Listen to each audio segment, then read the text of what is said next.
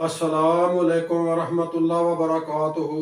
Doctor Mohammad Arshad, Umar homeopathic clinic, मिडियल मान। दोस्तों, हस्बे वादा मैंने मैग्नीशिया कार्ब की दीगर अलामात के बारे में आपसे वादा किया था। तो देखते हैं कि मैग्नीशिया कार्ब बाकी दीगर किन अलामात में यूज़ की जाती है। फीमेल पेशेंट में माहवारी आने से कुछ दिन पहले उनको सर्दी महसूस होती है। फीमेल पेशेंट ज़ुकाम और नाक बंद होने की शिकायत करती है और कहती है कि मुझे महसूस हो रहा है कि जैसे मेरा गला भी बंद हो रहा हो। मैग्नीशिया कार्ब के पेशेंट मरीज़ा को हैज़ स्याह रंग के आते हैं। हैज़ सिर्फ रात को और लेटे हुए आते हैं।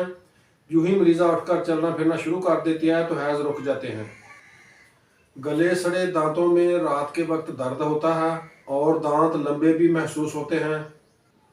ये दांत दर्द उमूमन हमल के दौरान होता है और दांत दर्द की वजह से जब मरीज़ा उठकर चलना फिरना शुरू कर देती है तो दांत दर्द में कुछ वक्त के लिए रिलीफ मिल जाता है। जब मरीजों की अक्ल दार निकल रही होती है तो उसका बहुत दर्द होता है, इसमें भी आप इसको यूज़ कर सकते हैं। रुखसार की हड्डी में दर्द होता है जो आराम करने से और सर्दी से शिद्दत अख्तियार करता है और ये दर्द ऊपर वाले बाएं तरफ के जबड़े में पाया जाता है। चेहरे की हड्डी पर ट्यूमर की मैग्नीशिया कार्ब वह दवा है जो बेहतरीन रिजल्ट देती है। मैग्नीशिया कार्ब के मरीज सब्जी वगैरह खाना ज़्यादा पसंद नहीं करते लेकिन गोश्त खाना ज़्यादा पसंद करते हैं।